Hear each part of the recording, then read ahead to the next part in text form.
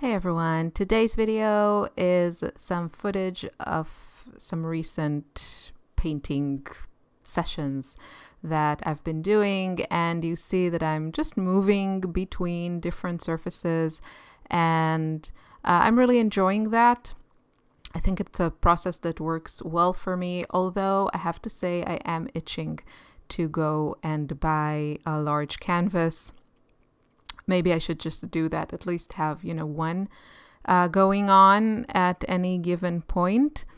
So I'll try, if there's something interesting going on the screen, I'll try to kind of pay attention to that, even though I'm quite occupied with something else I want to talk about. So just a moment before I get into that, you can see I'm working in this planner that I got, and I really enjoyed it, although I have to say I'm kind of obsessed with a different notebook that I'm working in. I'm not sure it is featured in this video, but if it is, I'll talk about it. And if not, it will make an appearance in future videos.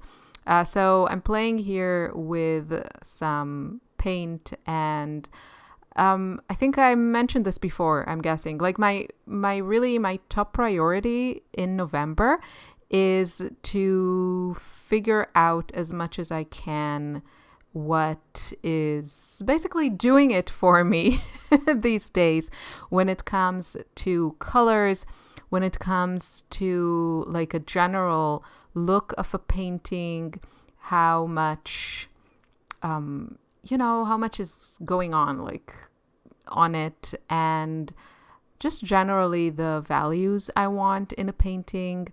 I feel like, or this is what I respond to, that I'm mostly attracted to lighter paintings where there's not a lot of dark color.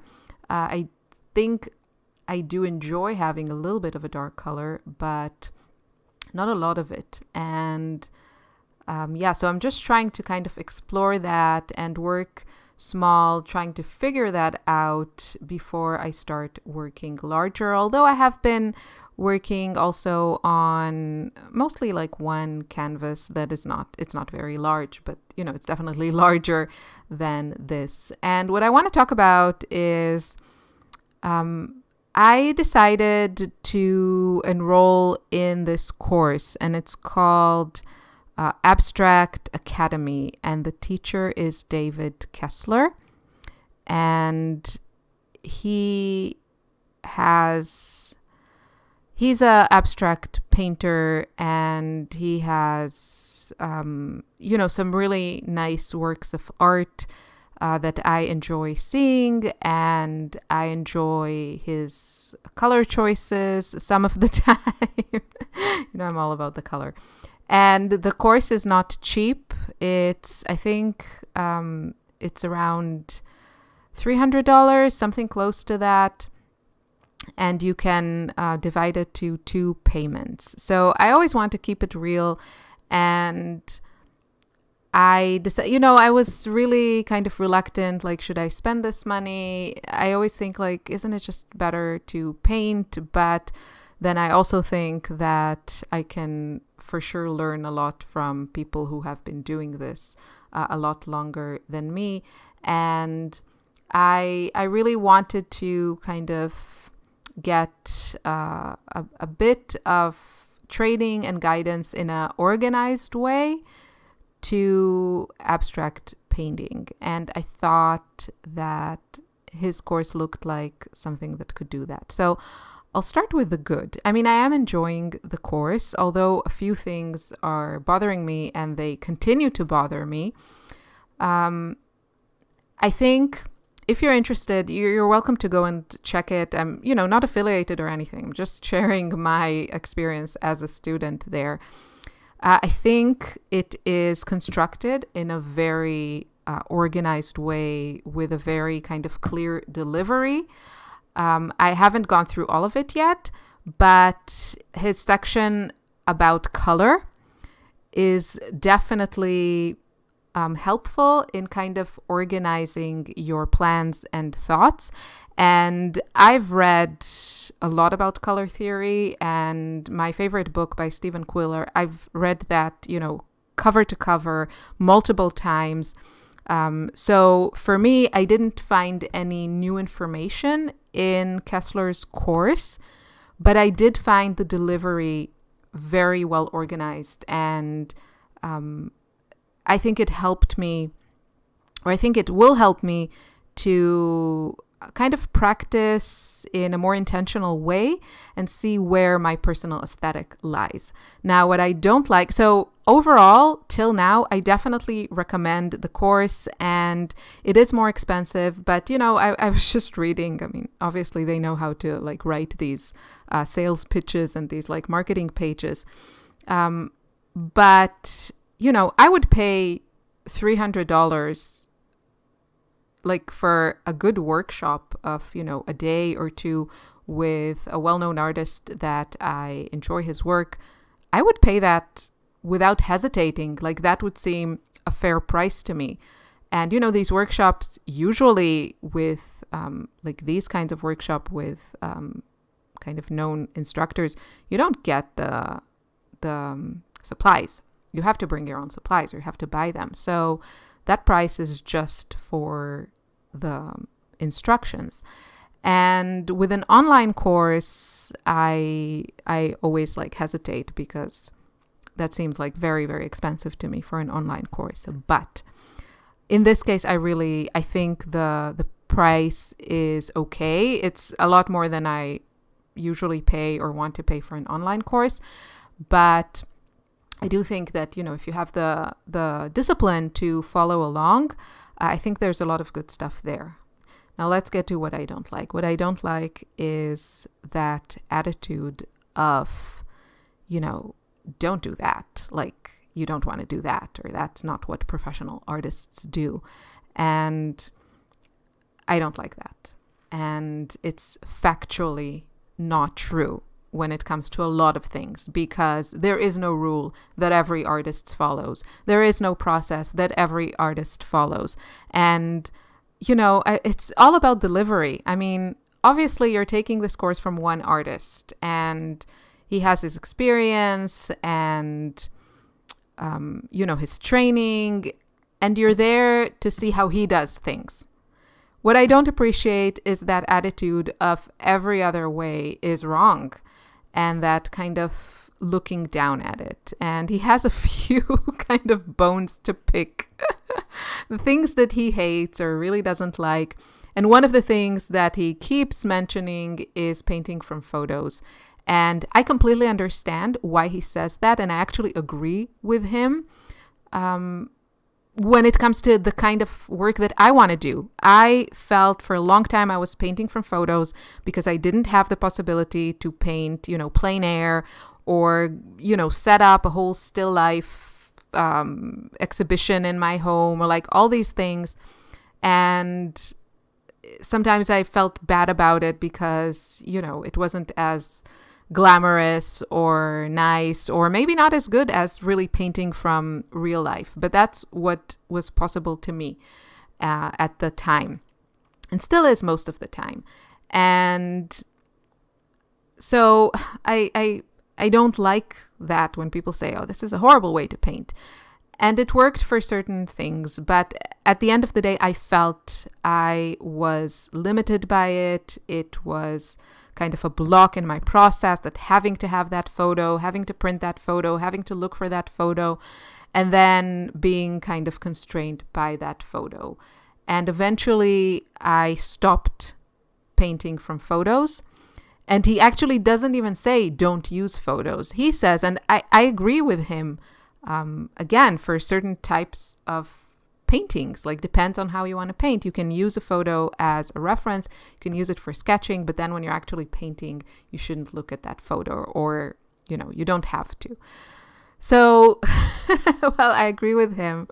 It's just that attitude. And yeah, I just really, I don't like it. And then another thing that I don't like about how he's teaching is, his way is you make a plan for your painting and you stick with that plan.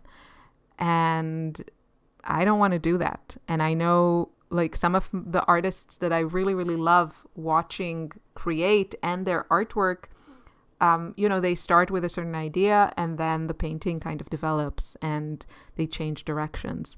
And it's like one of my most joyful practices is the intuitive painting, is that painting without planning. Now, I absolutely am going to try and incorporate his teachings when it comes to intentions. So I see the value in that, and I'm going to try and do that and see if that works for me.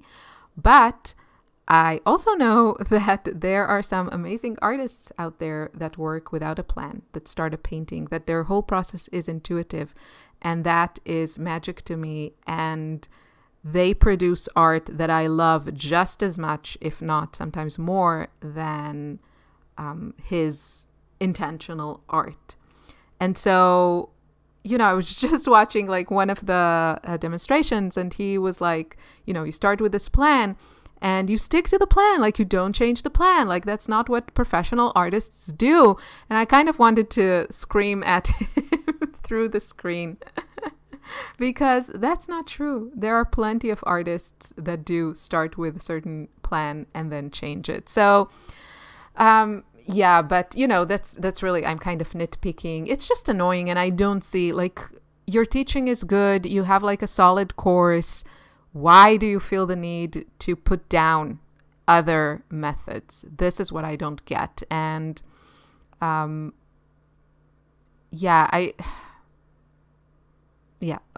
I'm going to stop here. So this just goes back to, like taking this course. I think now the good thing is that I have enough confidence and kind of belief in myself that I can much more easily or comfortably, take the stuff that will help me or that I want to try from any teachings of anyone, and then leave the rest out of my practice. And one of my main goals in everything that I do on like social media and, writing the book and everything is to really encourage people to find their way. Because this kind of like conforming to what you see and what you think everyone is doing it can just hold you back. It can hold you back. It can take away the joy because you think there's a certain way of doing things which doesn't necessarily work for you or doesn't necessarily bring you joy. So I hope that you know best. And while we should always, strive to learn and expand our knowledge and be curious and, respect other people with more experience than us. Really, when it comes to art, there's no one way that works for everyone. And yeah, it just took me a really, really long time to understand that.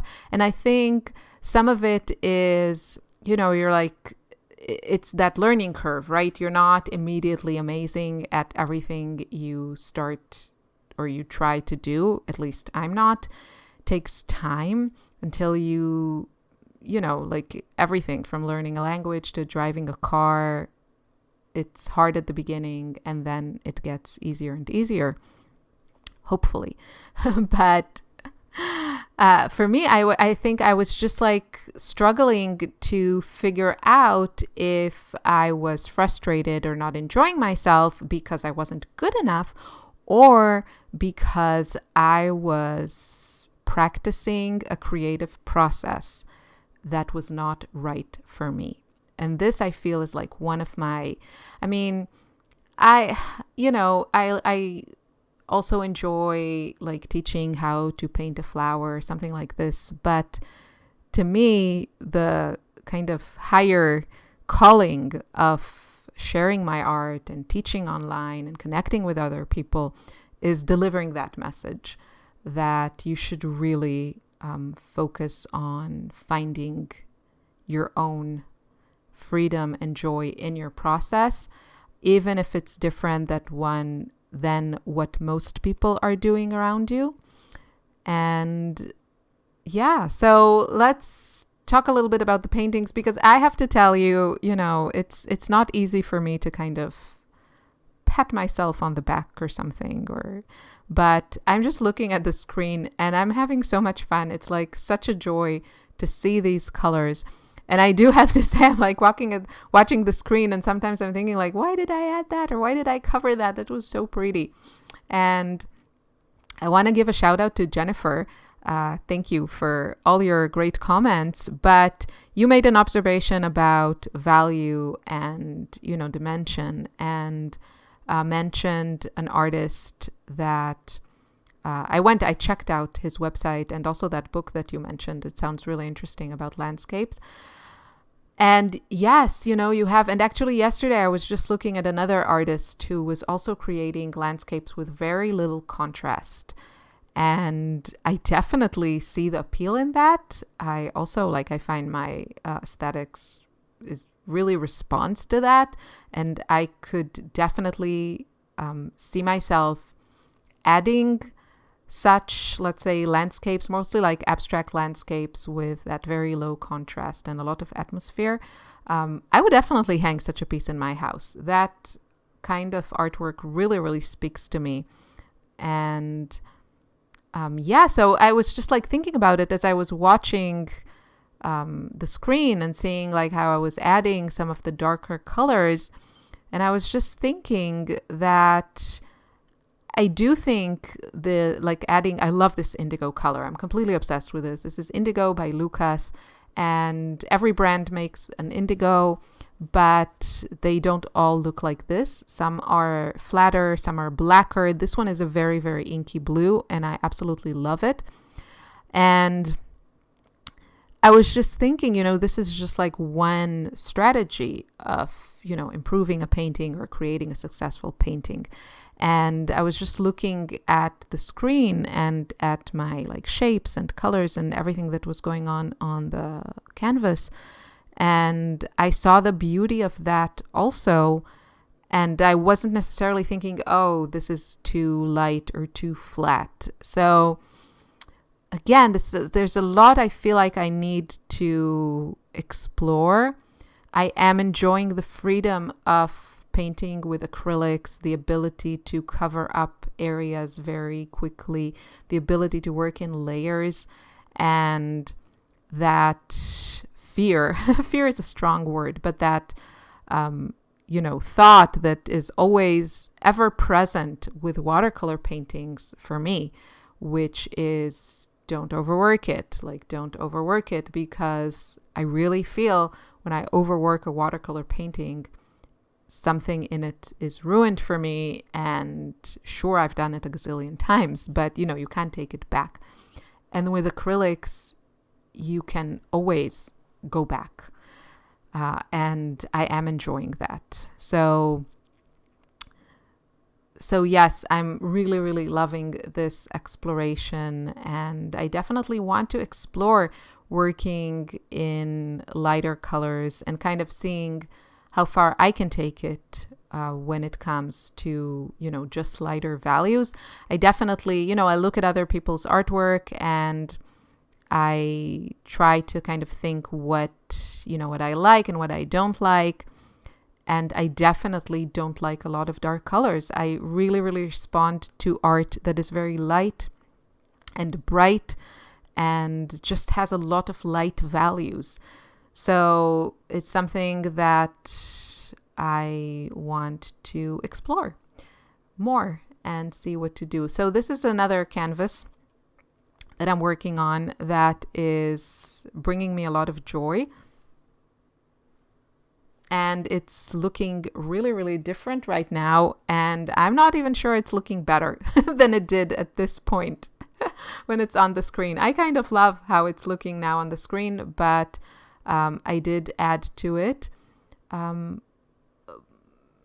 don't know, I was going to say, but I don't regret it. Yeah, I don't think I regret it. I learned that maybe I could stop earlier or really kind of lean into and embrace painting with mostly light colors, using white more generously than sometimes I tend to use, and maybe start my painting with some like saturated bright colors, because I do like, you see that bottom left corner of that, like, you know, bright pink shining through with a little bit of like orangey red next to it, and that yellow next to it, and that teal next to it. So I kind of love that. I love that peeking through, and I kind of enjoyed adding layers on top of that. I'm thinking maybe I should start my paintings with that. And also in general, thinking how I want to start my paintings in a way that is enjoyable, but also, you know, contributes the most to the rest of my painting. And I talked about it in previous videos about starting with those darker values. In this painting, I didn't do that because I just started from a different direction. And I definitely think there's something I want to consider or like explore in, as well as starting with super vibrant colors. A lot of painters start with toning their paper, and there are some wonderful artists that start with like toning their surface with like a very, very bright color. And I want to explore that, like maybe start with a fluorescent red all over the canvas, and then working from there, because, and then it depends, you know, how much you allow that initial color to shine through. So now looking at the painting, like looking at it, I do regret adding that blue because I really liked how it looked without it. But yeah, better luck next time. Like I learned that, and I don't feel so precious. This is a learning process, and I can always go back and cover this if I wanted to, or do something different. Yeah, it's so enjoyable and exciting to see what comes out. Like, what will I discover and what will I create? And I'm really loving, really, like every minute. And I try to make that, you know, an intentional, conscious thing, to pay attention and make sure that I'm loving everything that I'm doing, every color that I'm using, every technique, every material, every brush, to create that, you know, 100% joyful, enjoyable process. So I hope you enjoyed this video. I'll see you in another one very, very soon. Take care. Bye-bye.